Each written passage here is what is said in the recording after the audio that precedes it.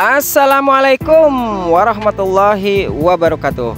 Halo kawan, kumaha dararamang, pripun kabare, piye kabare. Mudah-mudahan kita semua selalu dalam keadaan sehat jasmani dan rohani ya. Yang utama, kita semua dipermudah dalam segala urusan. Patepang deui di Mitra Pertanian Channel, tempat ngabagi ilmu pertanian anu nganggo perawatan semi organik. Di Subang, tepatnya di daerah Desa Wantilan, suhu panas di siang hari mencapai 39 hingga 40 derajat Celcius. Terbilang sangat ekstrim suhu panas yang harus diterima tanaman cabai rawit ini. Tapi alhamdulillah dengan teknik khusus yang saya terapkan saat pindah tanam dengan mengaplikasikan 100% bahan organik dari alam.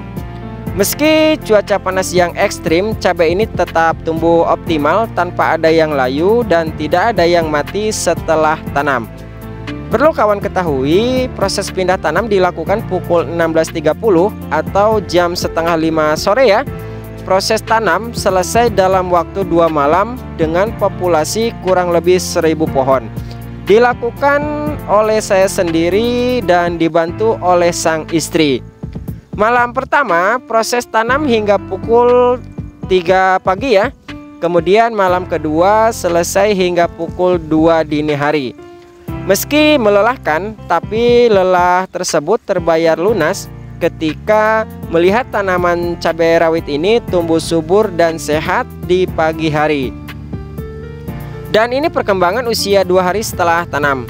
Tanaman langsung bisa beradaptasi dengan lingkungan baru yang ditandai dengan fisik tanaman begitu fresh dan sehat, batang tegak dan kokoh, warna daun hijau cerah mengkilat. Perlu kawan ketahui, kekuatan tanaman ketika terik panas matahari bukan ditentukan dari daun yang layu ataupun kuncup daun yang mengulai, tapi kekuatan tanaman ditentukan dari perakaran. Jika perakaran sehat, kandungan airnya tetap terjaga, tanaman akan tetap tumbuh optimal.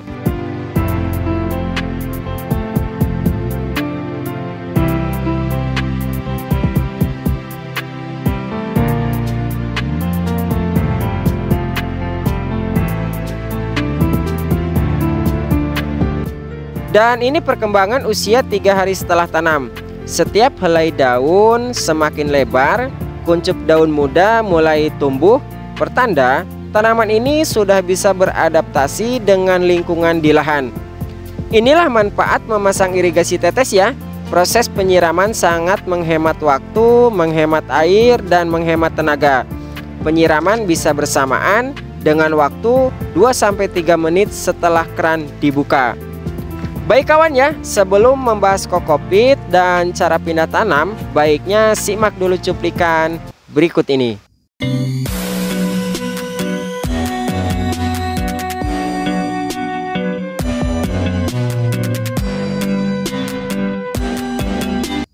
Agar tanaman tetap tumbuh optimal di musim kemarau, saya gunakan sabut kelapa yang dihancurkan atau sering disebut kokopit. Untuk populasi kurang lebih 1000 pohon, saya gunakan kokopit blok 5 kg. Saya beli online ya. Untuk harga kokopit blok 5 kg ini kisaran Rp55.000.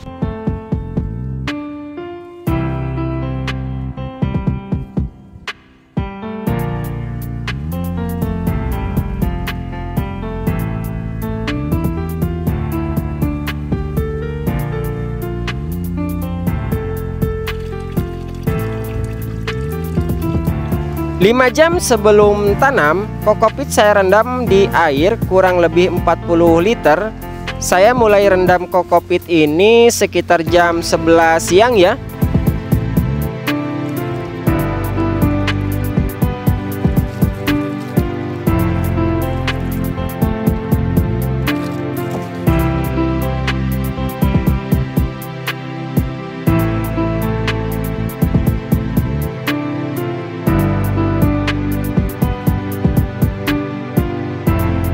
Kemudian hancurkan kokopit agar air bisa diserap secara keseluruhan oleh kokopit.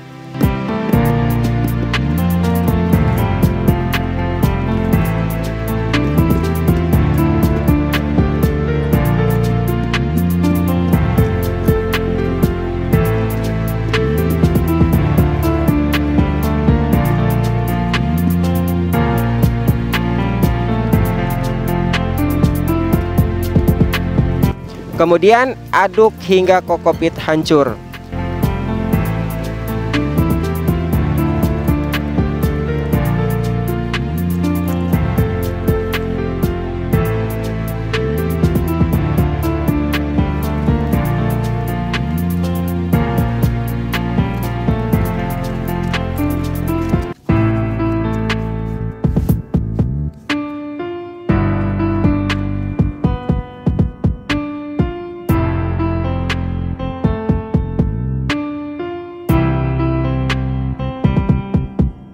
Dan ini kondisi kokopit setelah direndam kurang lebih 5 jam.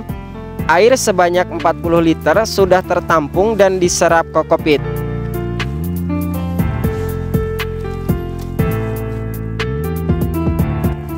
Mulai dilakukan penanaman sekitar jam setengah 5 sore karena matahari sudah mulai terbenam.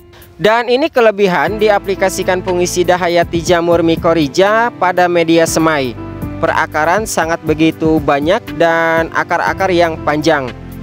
Jika tanaman diaplikasikan jamur mycorrhiza akan memiliki perakaran dan bulu-bulu akar yang panjang dan banyak, sehingga akar memiliki kemampuan untuk mencari air di dalam tanah dan lebih tahan terhadap kekeringan.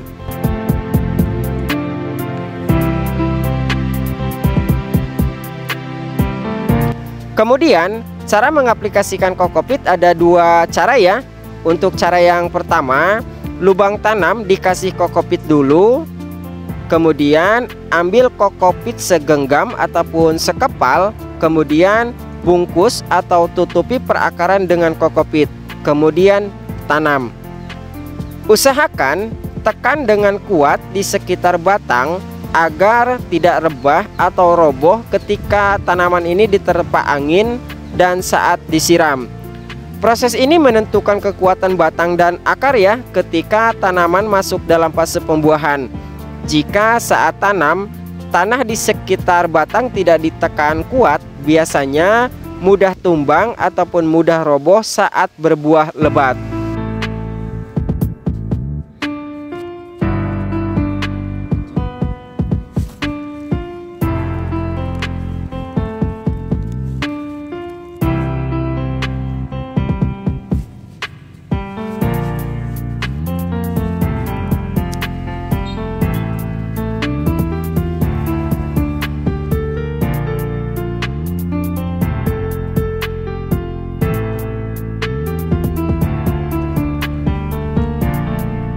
Kemudian untuk cara yang kedua, untuk menghemat pemakaian kokopit ini, akar cukup dibungkus kokopit dan lubang tanam tidak perlu.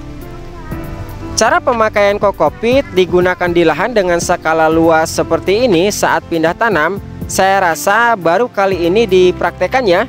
Biasanya kokopit digunakan lebih banyak untuk penanaman di polybag dengan skala rumahan. Dan hasil pemakaian kokopit saat tanam sangat efektif ya, dan bisa jadi solusi tepat dilakukan ketika menanam cabai di musim kemarau. Tanaman bisa tumbuh optimal meski suhu panas sangat begitu ekstrim. Suhu di lahan siang hari mencapai 39 hingga 40 derajat Celcius. Insya Allah informasi ini bisa jadi solusi untuk kawan-kawan yang akan menanam cabai di musim kemarau. Apa manfaat dari kokopit?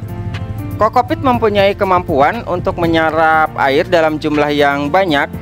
Bahkan kokopit bisa 10 kali lipat lebih baik penyerapan airnya. Tanaman lebih banyak memiliki ketersediaan air dan lebih tahan dari kemarau yang ekstrim akibat kekeringan.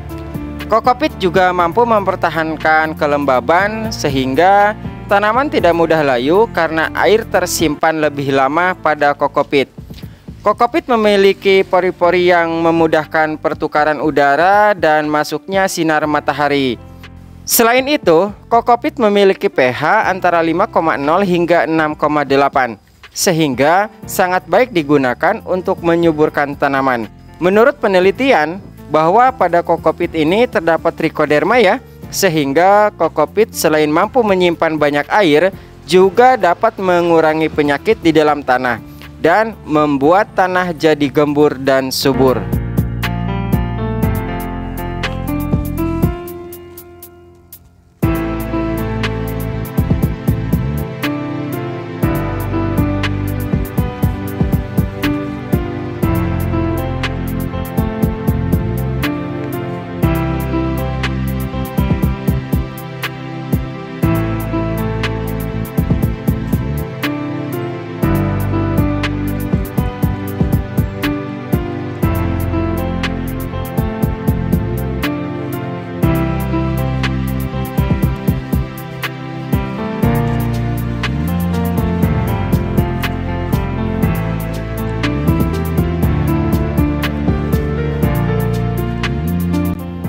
Sekedar informasi, setelah ini akan tayang perawatan kocor 3 hari setelah tanam ya.